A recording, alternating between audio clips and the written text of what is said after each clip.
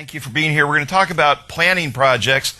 Some of you were here an hour ago. We were talking about estimating projects. Made the point when we were estimating that we didn't do anything particularly useful. We just put some points on things. We put story points on things. In this session, what we're going to do is we're going to talk about how to use those points or those size estimates and actually try to create a plan. And we're going to try to do it in a couple of fairly complex environments. Now, I want to kind of put some context around this by saying that I think organizations plan at 6 different levels. We'll see which levels the team gets involved in here. We've got 6 different levels of planning going on. We've got a daily plan occurring. That's happening where you think it would be. It's happening in the daily stand-up, right? We come together, here's what I'm going to work on today. Teams do sprint planning or iteration planning where they look ahead a couple of weeks. We also do release planning. I use the term release planning to refer to looking ahead a handful of months. 3, 6, maybe 9 or 12 months. This is a weird word. We're in this strange world right now, right, where releases are becoming smaller than sprints. Right? Years ago, if I was teaching a class like this, everybody in the room would have been in a mode like this. Sprint, sprint, sprint, release. Sprint, sprint, sprint, release. I had a guy in a class I was teaching a couple of weeks ago. He releases 7 times a day. On average, 7 times a day, right? So releases are becoming shorter than sprints. So I'm still a little bit stuck in the past here. I'm using release planning to mean kind of medium or longer term planning, 3, 6, 9 months, that type of a thing. We also do product planning. Product planning is kind of about road mapping, right? Road mapping, where are we going to be by the end of the year, what type of release are we going to have in spring of 2013, things like that. Above there, we have portfolio planning, what type of products are people looking to your company to provide. And above there, we have company strategy. Now, the Agile team is going to get involved down here at the bottom 3 levels. The one we're going to focus on today is going to be that release planning level and trying to come up with some complicated situations for release planning, this 3, 6, 9 month type of plan, figuring out ways that we can effectively do this. The way release and iteration planning glue together is this. We have a release plan which is looking ahead. In this case, I'm going to say 7 sprints or 7 iterations. That might be as little as 7 weeks, maybe it's 7 months. We're looking ahead 7 iterations. As each of those iterations, or what Scrum teams call sprints, rolls into view, the team does a different level of planning. They do something called iteration planning. Right, sprint or iteration planning, we break the product backlog items, those big index cards shown on the top of the slides, we break those down into individual tasks. We estimate the tasks in hours. Right? Fairly straightforward process done by Agile and Scrum teams. The next sprint or iteration comes into view, we do it again, we break the second set of product backlog items into smaller tasks. Now, to talk about Agile planning, I kind of want to address what's a good plan. Right? Here's what I think is a good plan. A good plan is one, in my mind, that supports reliable decision making. One where when we look back on the project, we say we made the right decisions. We look back and we say we made the right decision. That might be us saying, I'm glad we said June. Here it is, the 6th of June, and we're releasing this thing. We made it on schedule. Or it might be us looking back on a project and saying, I'm glad we put 3 teams on this. Look at the money piling up in the bank. I am glad we had 3 teams instead of 1 do it. Maybe a reliable decision is to look back on a project that we didn't do and say, I'm glad we didn't do that project. I'm glad last December we chose not to build this product. Our competitors finally came out with theirs 3 months late, not getting good reviews. We probably would have done it a whole lot better. I'm glad we chose not to do that product. The world's not ready for that product. Right, we were ahead of the times. Let's not do that. So reliable decision making, we look back on it, we're happy we made the right decision. Now, in order to be happy about a decision, we have to be accurate. We have to be accurate. Right? So we might be sitting here today and say, we're going to release this in the 3rd quarter. Actually, that should say the 4th quarter. That's not accurate. We might look at this and say, we're going to release in the 4th quarter. Later, we narrow that down and we say it'll be December. Later, we narrow it down and we say we're doing 2-week sprints. It will not be the December 4th sprint. It will be the December 18th sprint. Right? So a plan needs to be accurate. A plan does not need to be precise. A plan should only be as precise as we can support with the information we have at the time. Right? And I'm using 2 words there we use all the time, accurate and precise. Right? Accurate and precise. I think plans always need to be accurate. I think it is almost criminal.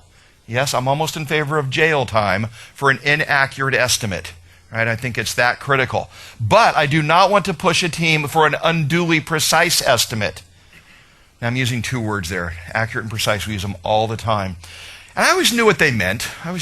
But I didn't have kind of instant recall on accurate versus precise. And I thought about it for a long time, trying to figure out what do I mean. And I asked people, and people would give me these definitions that had to do with dart boards and clusters of darts that hit the board or didn't hit the board and things like this. And I finally figured out how to think about accurate and precise.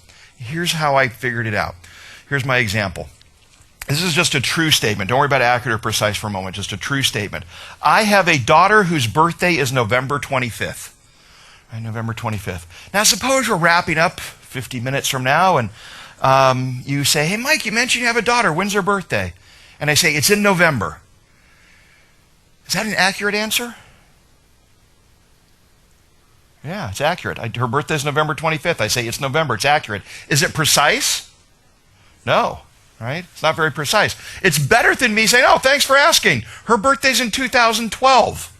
Right? I mean, that's a horribly imprecise number. That's not helpful at all. Now, me telling you her birthday is in November, it's not precise, but it is accurate, meaning it might be helpful. Maybe you are my daughter's long-lost aunt or uncle.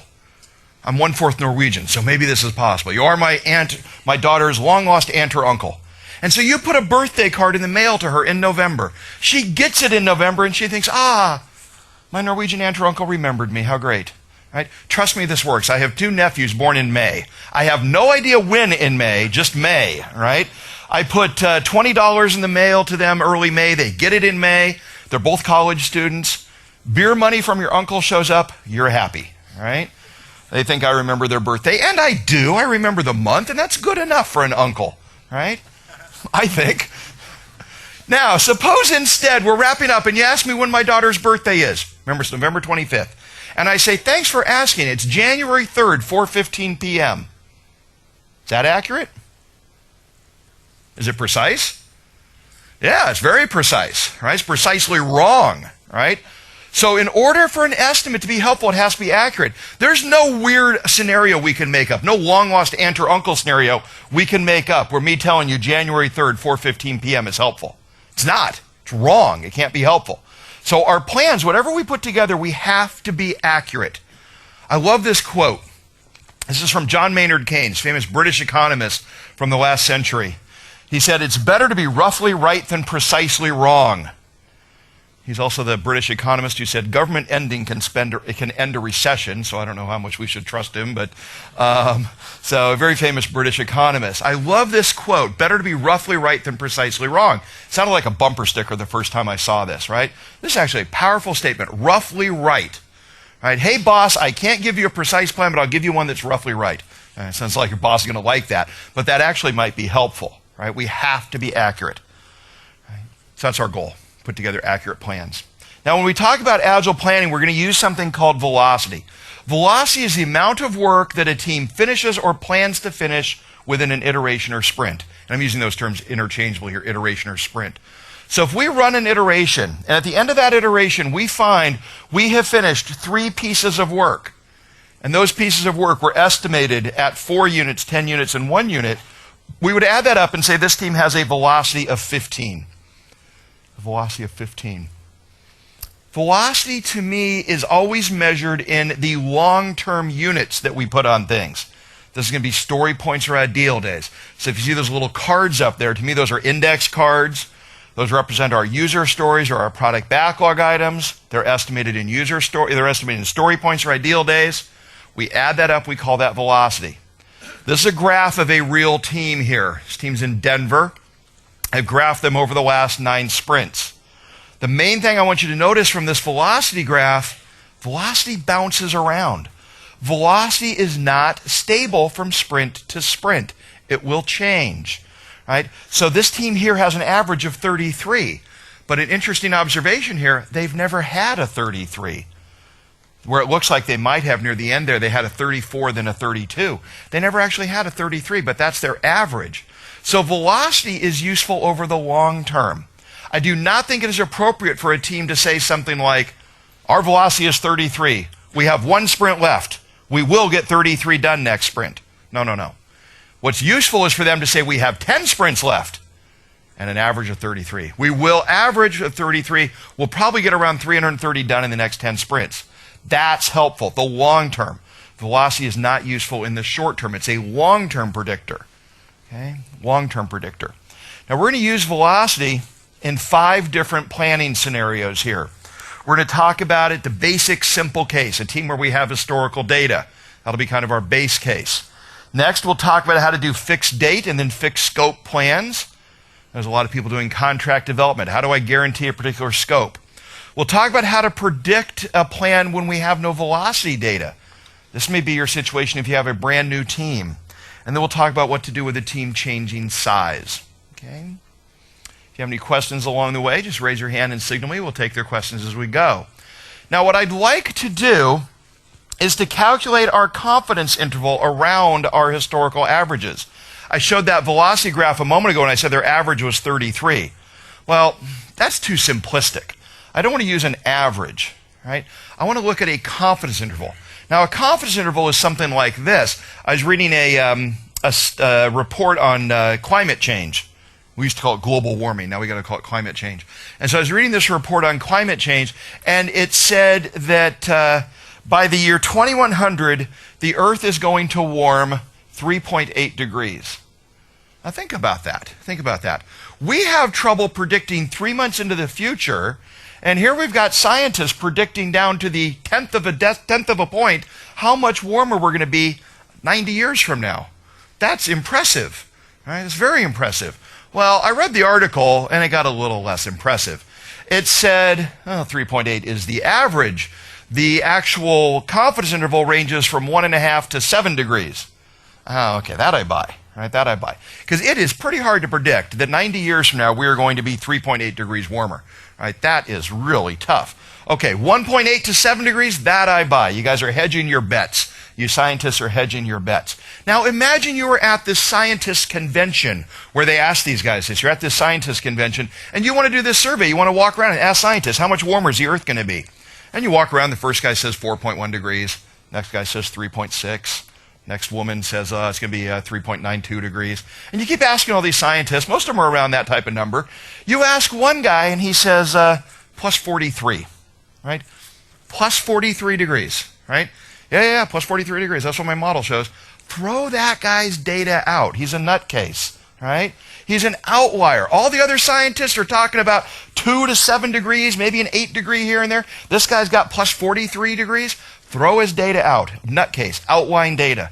You keep asking people. You ask another one, and you ask the next one, and he says, oh, no global warming, global cooling. -9 degrees of global cooling. Our Martian overlords are going to land here and turn Earth into an ice factory for the rest of the universe. Nutcase. Throw the data away, okay? So, what we do here to calculate a confidence interval, we look at the data we have, and we throw away the outline observations. The more people you ask, the more outline observations you have, the more you get to throw away. Right? If you ask a couple hundred scientists, you're going to throw away more data than if you ask a dozen. Right? So here, real data, my confidence interval around this range of data is between 34 and 41. I think I've got 9 observations up there. Right? When I have 9 observations, I get to throw away 1 off the top, I throw away 1 off the bottom. Right? So that's why I've ignored those top and bottom observations.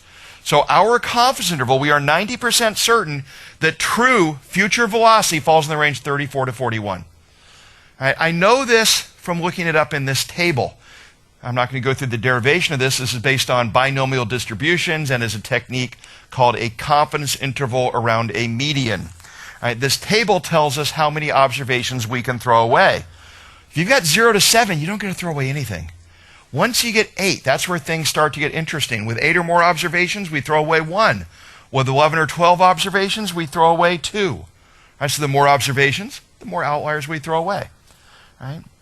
Now, you can memorize this table if you want, or we have this on our website. We have a confidence calculator on our website. This presentation's on the website too, by the way, mountaingoatsoftware.com. We have all the presentations up there. Here's what we're going to do with these numbers. Think about that 34 to 41 for a second. Imagine we have 5 sprints left. Somebody wants to know, where will you be 5 sprints from now? I multiply 5 times 34, my low number, and I count down 5 times 34 story points or ideal days, and I tell my boss, we're at least going to get to here. Right? We're at least going to get 170. I can count down 5 times 41. I count down 205 points.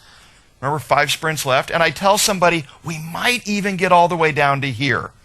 Okay? What we've done here is we've created a confidence interval, and we've used that to point arrows into our product backlog. That is a prioritized list of features. I can now go to somebody and say, we're going to get at least here, might get to here. Now, what's interesting about this is not only did I point those arrows into the backlog, I can put percentages on those areas. We are 90% likely to be in that middle range. 5% chance things are worse than the top arrow, 5% chance things are better than the bottom arrow, but 90% likely to end there in the middle. Right? This is powerful. I can now go to my boss and say, I am 90% sure we finished between this and that amount. We're going to have to deal with the issue. I know we can't go to all bosses. You go to some bosses and say, I'm 90% certain we finished between 170 and 205. A lot of our bosses will say, great, I'll take the 205. Right? Still, behind the scenes, at the quiet of your desk, I want you to do the right math to know what the range is, to know what the answer is. You got a boss like that, okay, we're going to have to change it into a point estimate. You can't go to the boss with the truth. Right? Your boss can't handle the truth, right? The 170 to 205. We're going to have to change it into a point estimate, right?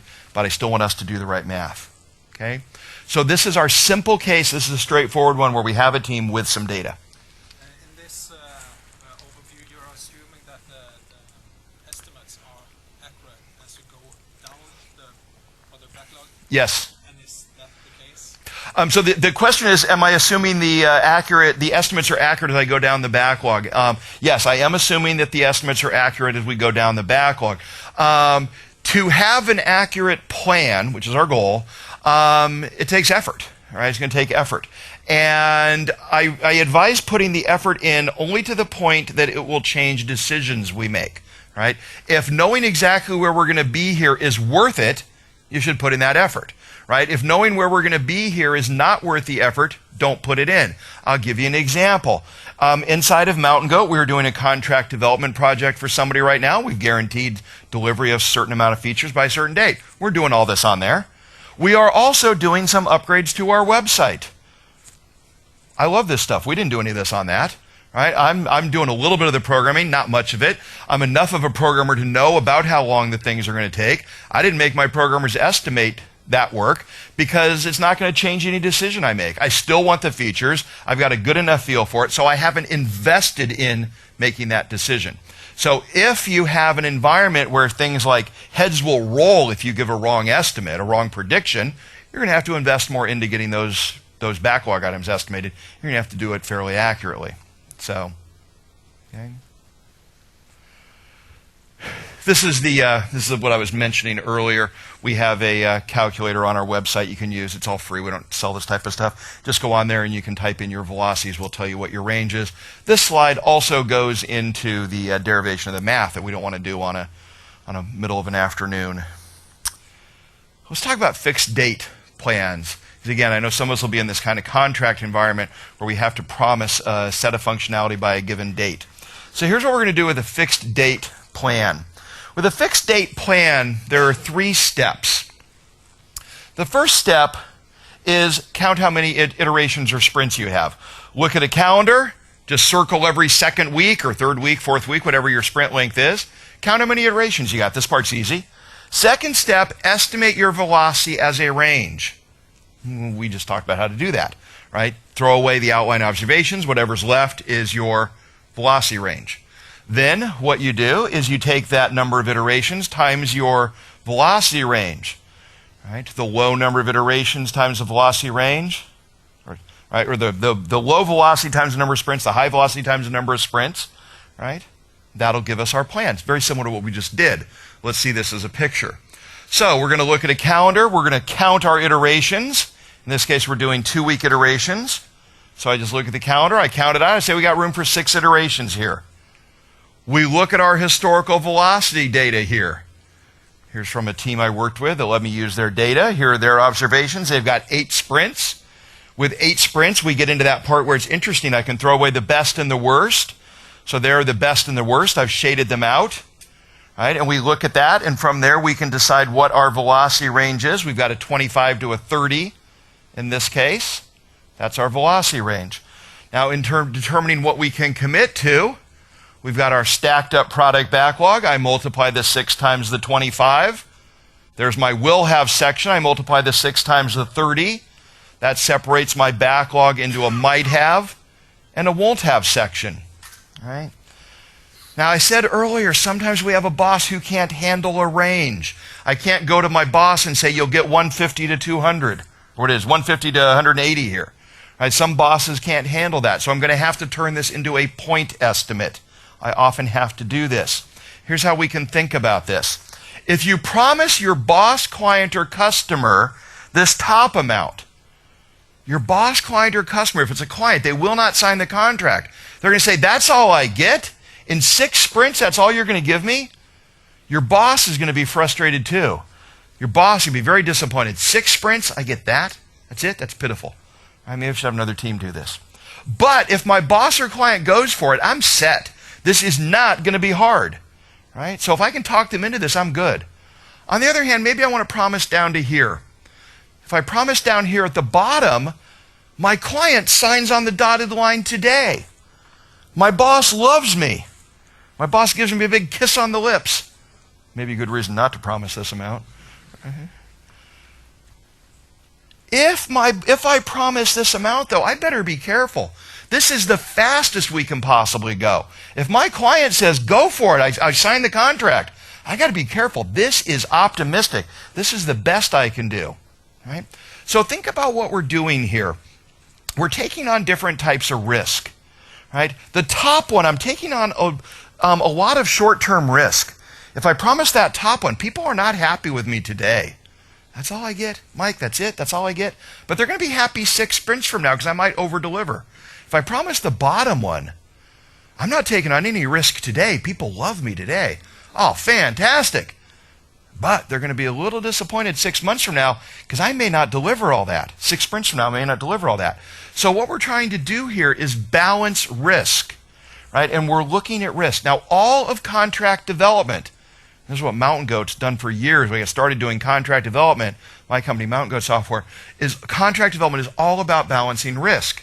And in this case, the type of risk we're trying to balance is what I'm going to call expectation risk and delivery risk. Right?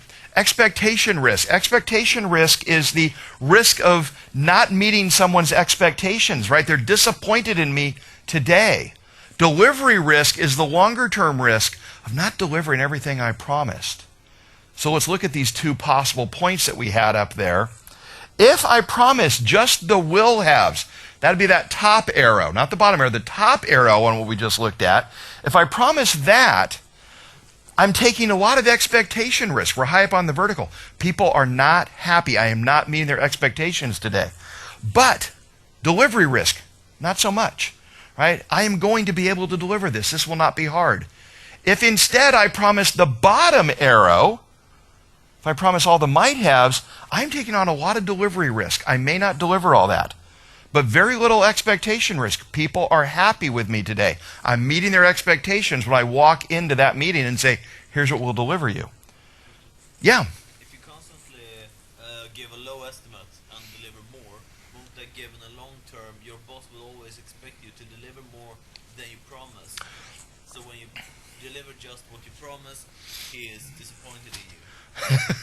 I think you're right. I mean, if we always under-promise and over-deliver, the boss comes to expect us to over-deliver, right? And so we're always having to play that mental adjustment game, right? And so I'm not necessarily proposing here that you go to either one. I'm looking at the 2 extremes, and my recommendation is going to be that you have to probably, in most cases, go somewhere in between there, right? What I'd really like to do is go to my boss, client, or customer and say, I will deliver you between here and here, right? I've got 6 sprints. That's fixed. In 6 sprints, I'll deliver between 150 and 180 points. That's the relationship I'd like to have with my boss, client, or customer, right?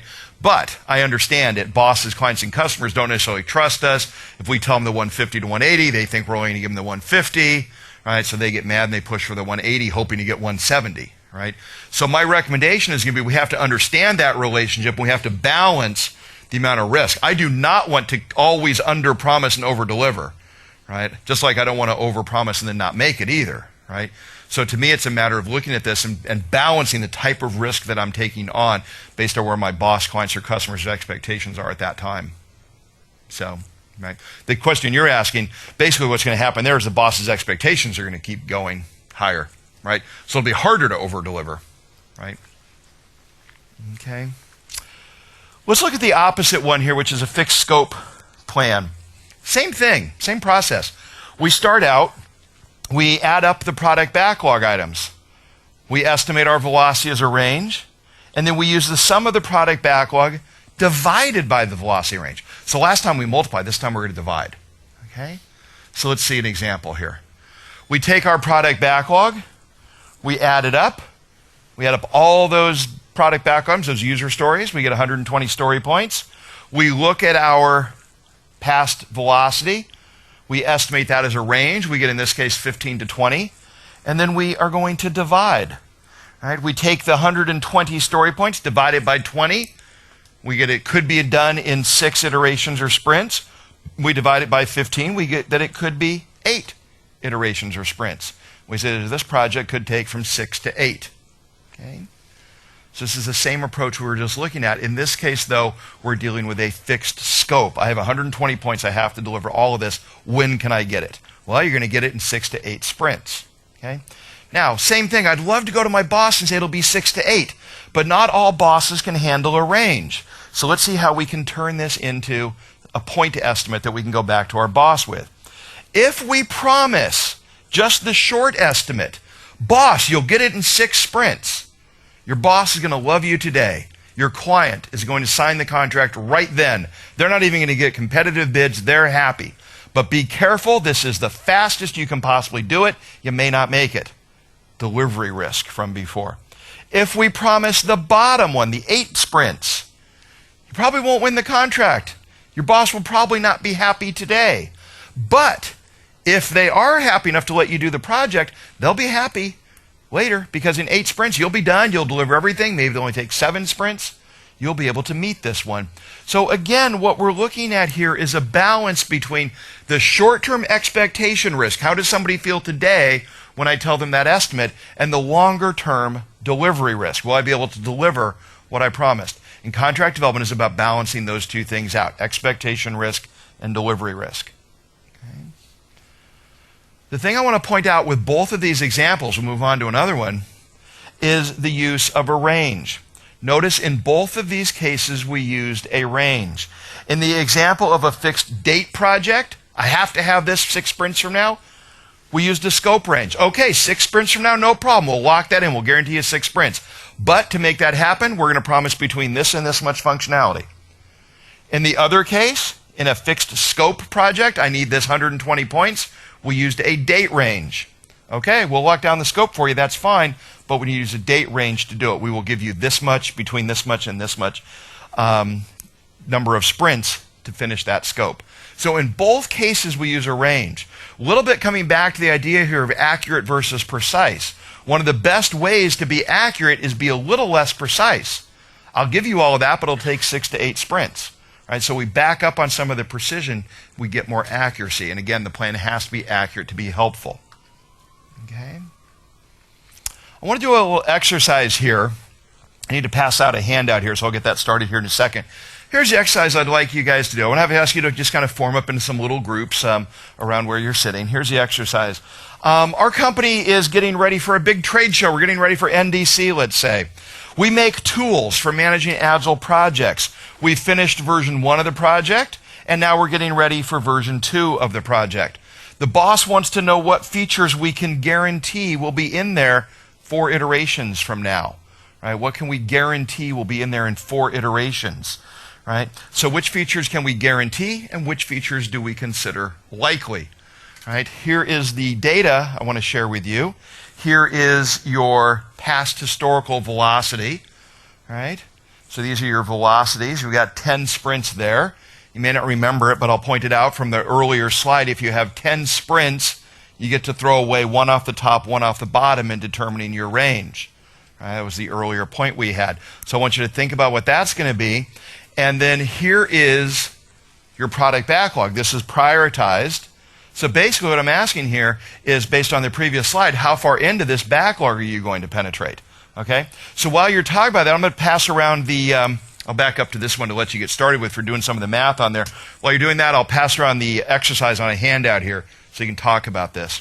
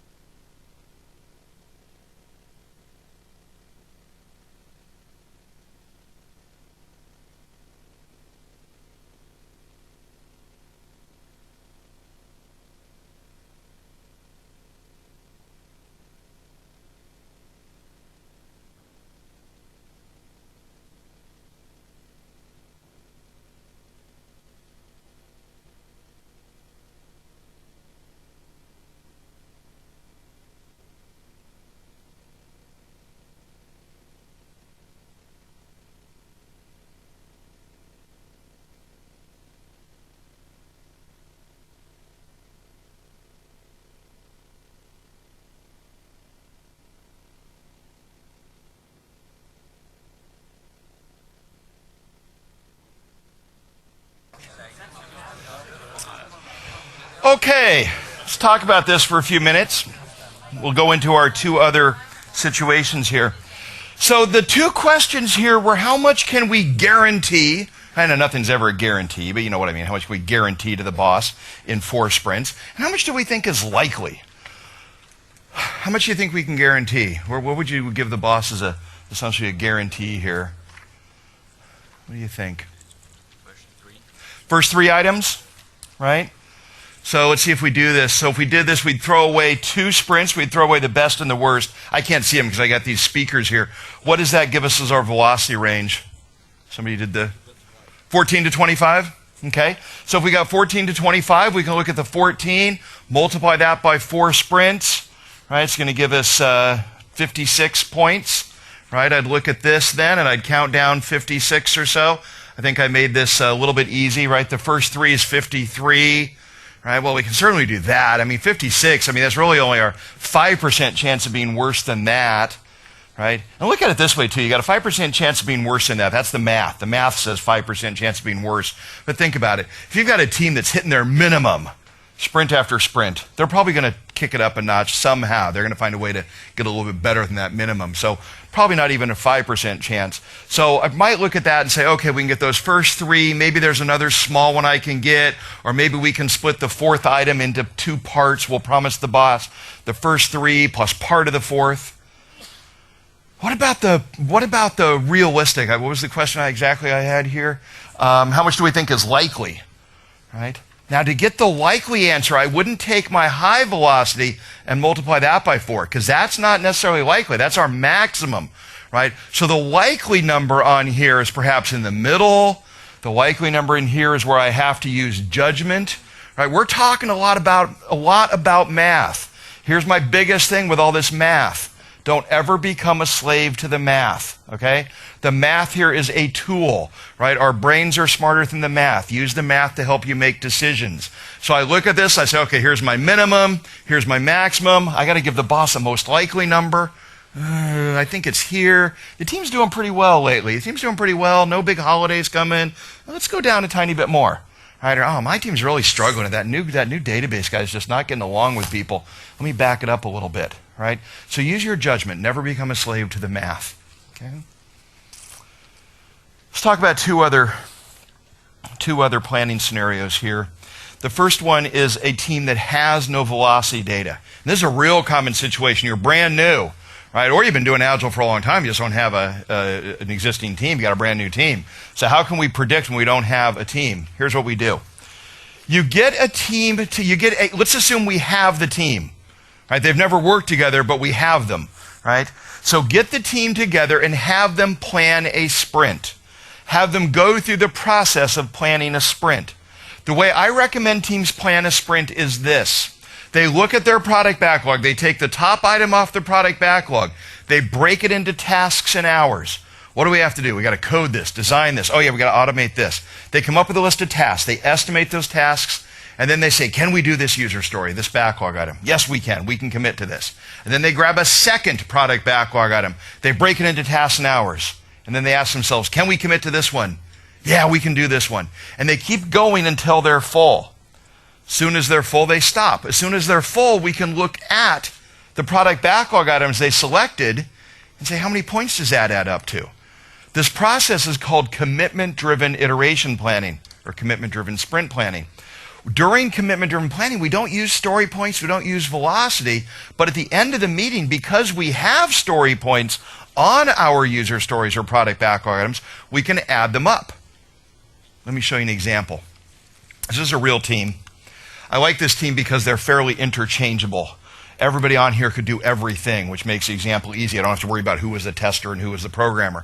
These 3 were fairly interchangeable. So we started out, and I asked them, do your personal math. And Sergey said, oh, I'm available about 4 to 6 hours a day. 10-day sprint, he's got 40 to 60 hours. Yuri said the same thing. Karina said, I'm available about the same rate, but I'm only half-time on this project. So she was 20 to 30 hours. We added up. We've got 110 to 150 hours available to this team in an iteration. We start to plan a sprint. We grab the first product backlog item. We break it into tasks and hours. All right, shown on the right there. We add that up, it's 31 hours. We ask the team if they can commit. Well, of course we can. So we grab a second one. We break it into tasks and hours. Ask the team if they can commit to it. Yeah, of course we can. We're only up to 79 hours now, 77 hours. So we grab a third one. We break it into tasks and hours. We ask the team if they can commit to this. They're now up to 125 hours. We're right in the middle there of that 100 to 150 hours.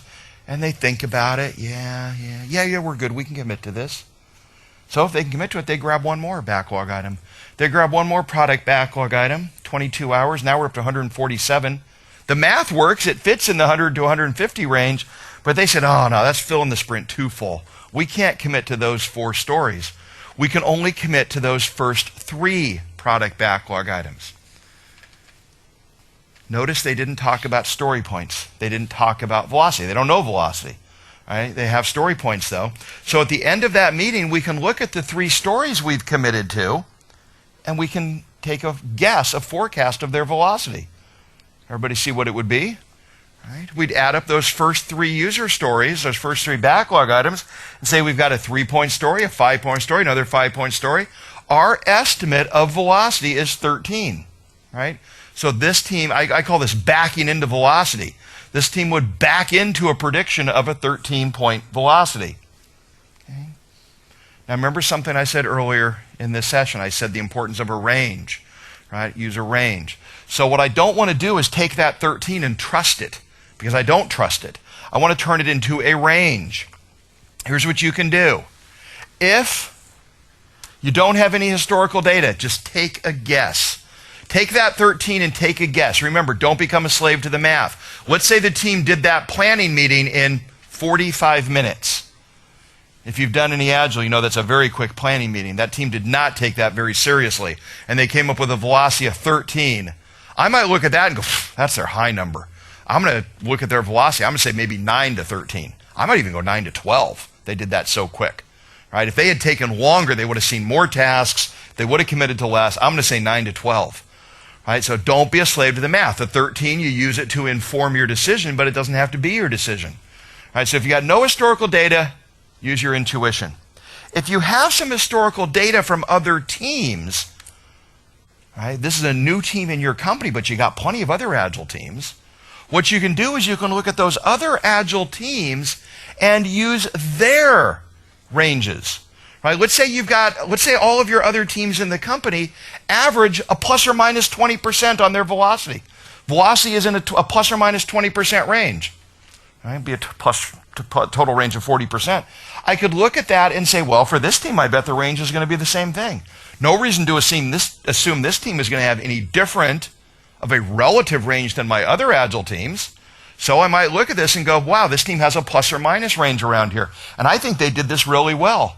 Let me take that 13 and make it 20% bigger, 20% lower. Right? So we can look at our other teams and use what's called their relative standard deviation. It's just standard deviation as a percentage. Let me show you an example. Here's one team.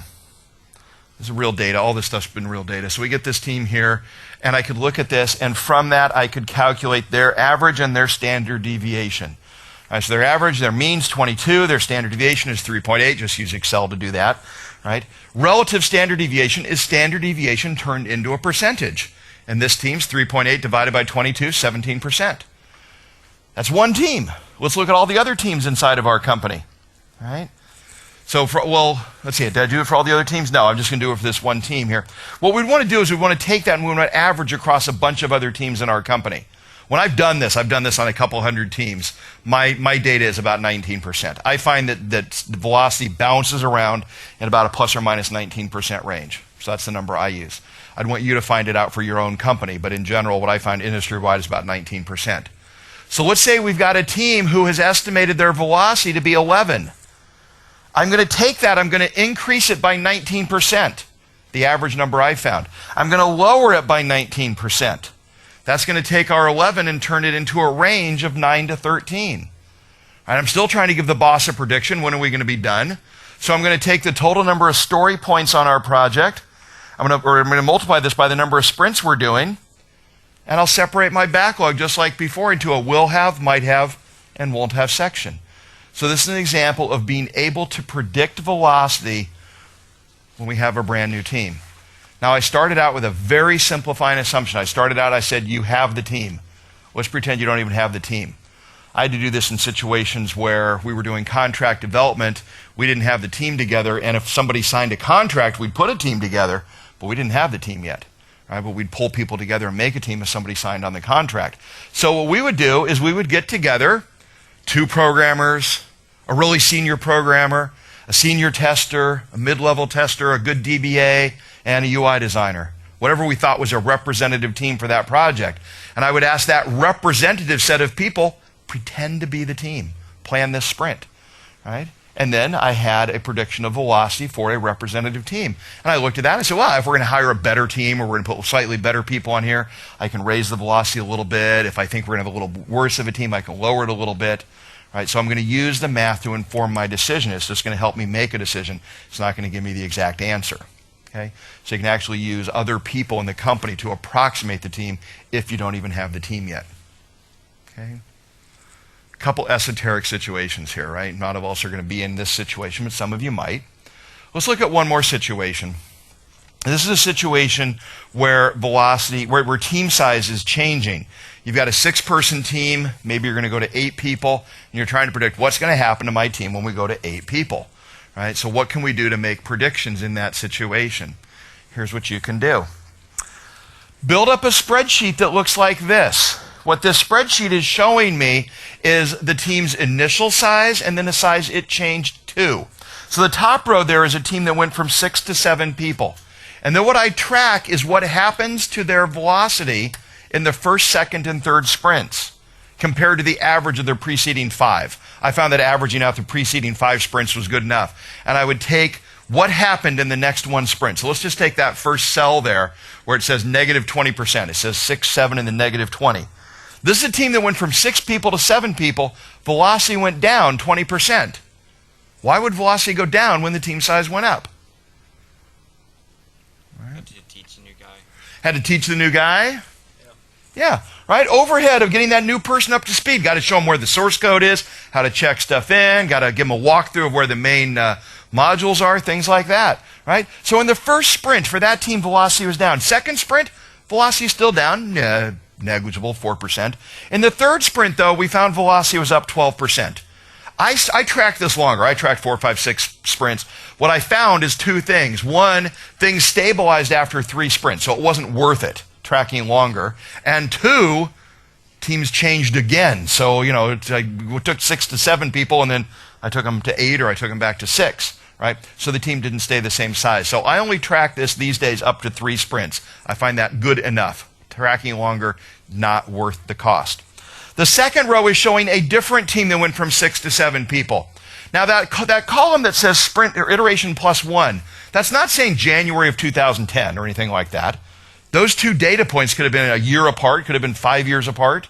Right? It's just some team that went from 6 to 7 people in its first 3 sprints, another team that went from 6 to 7 people, year away.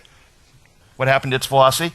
Another team went from 7 to 5, another team from 8 to 6, 7 to 8. If you have a lot of teams, when I was doing this, the first time I was doing this, we had about 25 teams. And teams were constantly changing size. We'd move a person here to there, things like that. Somebody would join the company. So this type of spreadsheet can build up very quickly if you've got a medium to large department or organization. This will build up very quickly. So you track this across your entire organization. Now, suppose somebody comes to you and says, "Ugh, that's not enough. I need more than that by the end of the year. How much more could you give me if I gave you 1 more person?" Right? You've got a 6-person team today. How much more could you get if you had a 7th person on the team? Here's how we'd look at that. We would take out all the rows that are 6 to 7 on this spreadsheet. Right? I'm going to look at those 6 to 7 rows, and I'm going to average the impact of their velocity. In that first sprint, it's negative 20 and 0. One team stayed the same. Right? So I would say they had an average impact of negative 10%. That's going to be this bottom table. Right? In the second sprint, we have an average impact of negative 5. By the third sprint, we're a plus 13. I had to do this in 2 very common situations. One, I had a boss who came to me and said, "I believe you. I can't get all of this next year. How many more people would it take for me to get everything I want next year?" And I went back and I added a certain number of people to our company. And I said, okay, if we had 18 more people, we could do everything. I had another boss, different company, came to me and said, 10% layoff. How bad's a 10% layoff going to hurt us? And I went through and I had a list of employees and I just kind of X'd out every 10th employee, right? I wasn't really firing them. I was just, okay, that team loses a person, that team loses a person. I took off every 10th person. I adjusted their velocities. I did the math on it. I went back to my boss and said, if we lost 10%, we would have lost a project last year about the size of, in that case, it was a project called utilization management. But we would have lost the utilization management project last year. Could you have lived without that project? Wow, that's a little big. Why don't we do a 5% layoff? I didn't go redo the math, and he didn't need me to do that. But we decided to do about half of that size layoff in that company, where we let 5% of the people go. So we save 5% of the jobs by actually having some data on this type of thing. One of the rules I had when I was doing this as a VP in these companies that I'm talking about, I had a rule that no team could spend more than 1 minute per sprint collecting metrics. Right? It may look like we're collecting a fair amount of stuff here, but we had it 1 minute per sprint. We had an email address. Every Scrum Master would send an email to that address once per sprint. The first line listed the number of team members, second line listed the velocity, things like that. Real simple email. We had a little daemon running, watching the email address, parsing stuff, putting it into a MySQL database. So our Scrum Masters would spend 1 minute per sprint sending data. That was all we did. Right? But it gave us the power to do a lot of these type of things. Okay. Taking you right up to the end, we got a couple minutes left, but I know you're probably anxious to get to the next section. I'm not going anywhere, so I can hang around and take some one-on-one questions for anybody that has them. So if you've got any questions on this stuff, hang around, be happy to talk about it further. I'm back every couple months. If you've been here, you've heard me say this. Here's my contact information. Love talking about this type of stuff, so feel free to email me anytime. Thank you, guys.